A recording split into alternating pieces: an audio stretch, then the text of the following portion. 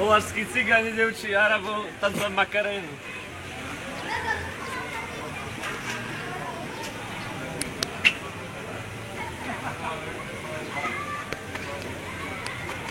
No, ty by si mal hrať. Čo? Tak aj takto sa to zarobí, ne?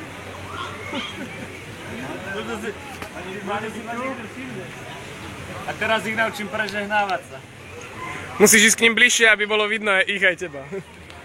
Pripýtam sa, že čúska, pán Kokov.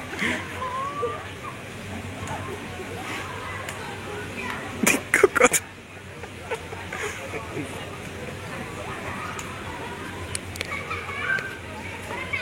Teraz na solo Ignat. To budeš musieť postrihať. Hej, priblížil som si to. Amen. Naučme ich. In nomine Patries, Filii et Spiritus Sancti.